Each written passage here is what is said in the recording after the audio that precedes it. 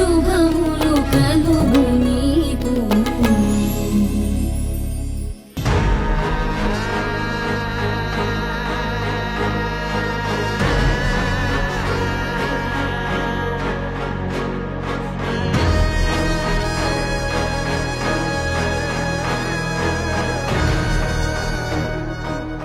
ఓ software కంపెనీలో HR post కూడా నెలకి 5 లక్షలుండదు. అలాంటిది ఒక యాప్ని పబ్లిసిటీ చేస్తే నెలకి 5 లక్షలు ఇస్తారు అనగానే అసలు ఆలోచన లేకుండా ఎలా ఉన్నావు?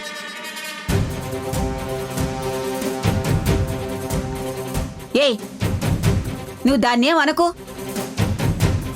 ఆ దక్క కోసం ఆ వర్క్ ఒప్పుకుంది. మీ అందరికంటే చాలా గొప్పదది.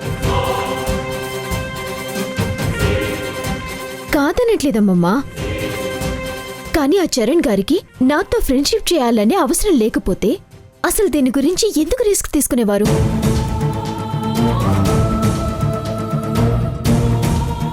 అసలే చాలా కష్టంలో ఉన్నాం. ఇప్పుడు హాసినికి ఏదైనా అయ్యుంటే మన పరిస్థితి ఏంటి?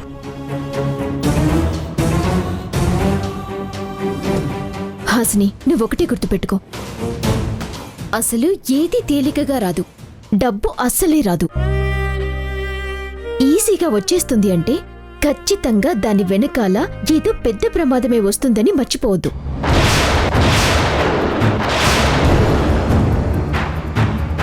ఇంకెప్పుడు ఇలాంటి వాటిని నీ దగ్గరలో కూడా రానివ్వద్దు. అలాగే అక్క, ఇక నుంచి చాలా జాగ్రత్తగా ఉంటాను. సరేలే, ఇందాకటి నుంచి దానికి చెప్పిన జాగ్రత్తలు చాలు. ముందు కళ్యాణి గురించి ఆలోచించండి.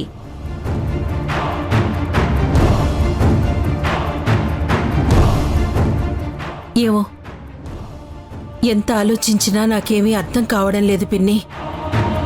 కళ్యాణికి ఆపరేషన్ చేయించే దారి కనిపించటం లేదు. అన్ని దారులు మోసుకుపోయి అంతా చీకటిగా కనిపిస్తోంది.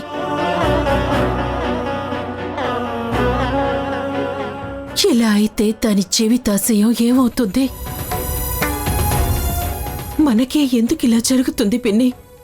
ఇంతమందుండి అందరి చేతులు కట్టేసినట్టు అయిపోయింది.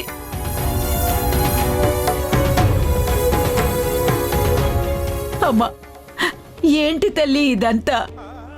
ఎందుకు కలిగించావు ఇంత పెద్ద కష్టం మాకు?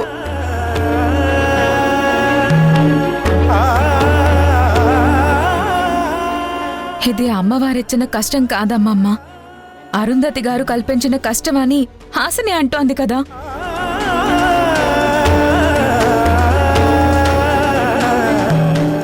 అలా అని మనందరం ఖచ్చితంగా ఎలా అనుకోగలం?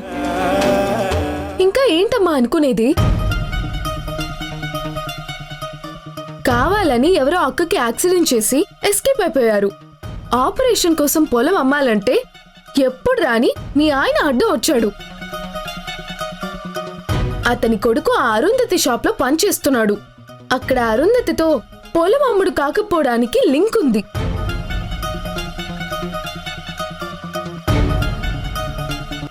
నగలు అమ్ముదామనుకుంటే ఇన్నేళ్లుగా ఎప్పుడో ఒక చిన్న గిన్నె కూడా దొంగతనం జరగని మన ఇంట్లో మనం అమ్మాలనుకున్న బంగారం మాత్రమే దొంగతనం జరిగింది.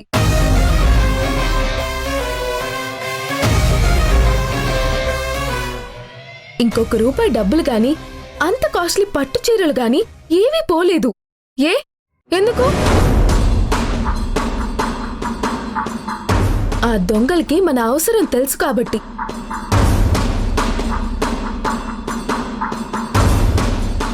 అందుకే మన అవసరం మీద దెబ్బ కొట్టారు. అంటే ఇదంతా అరుంధతి వాళ్ళు చేయించిందే అని క్లియర్గా తెలుస్తుంది కదమ్మా. మనకన్నీ తెలిసినా మనం వాళ్ళని నిలదీసి అడగలమా? ఎందుకు అడగలేమక్కా?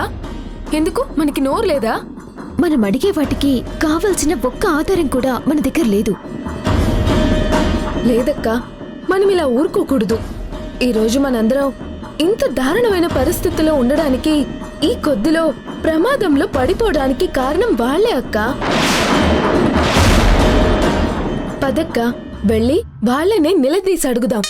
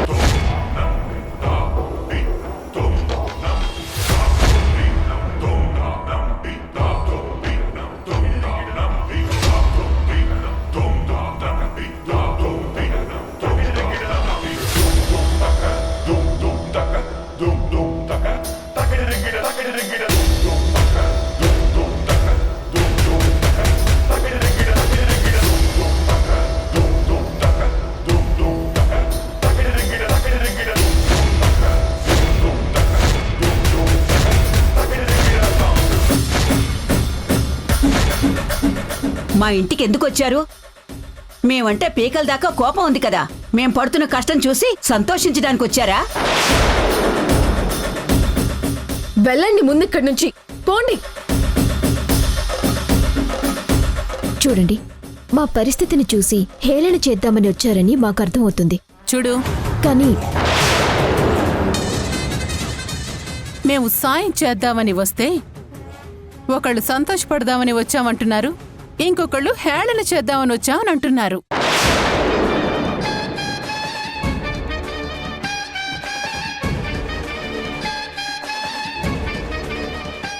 సాయం చేద్దామనా?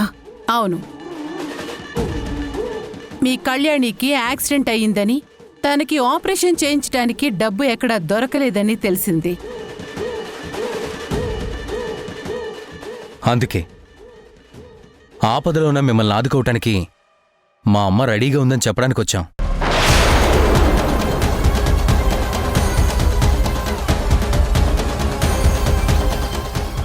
మీకు డబ్బు కావాలని నాకు తెలుసు, కానీ మీ ఫేస్లో చూస్తుంటే నా మీద చాలా కోపంగా ఉన్నట్టు కనిపిస్తోంది.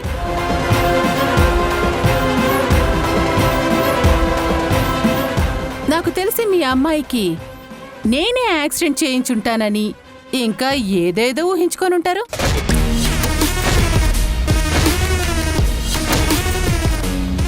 ఎందుకంటే ఈ ఊళ్ళో మీకున్న ఒకే ఒక్క శత్రువు నేనే కదా.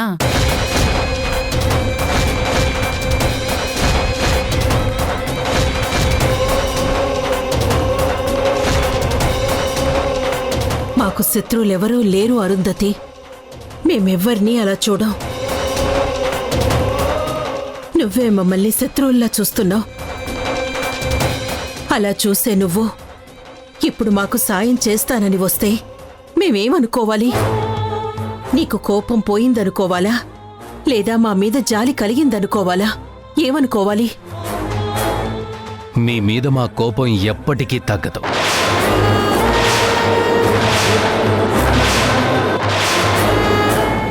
జాలి కలగదు. మరి అలాంటప్పుడు ఎందుకొచ్చారు? బిజినెస్ చేయటానికి.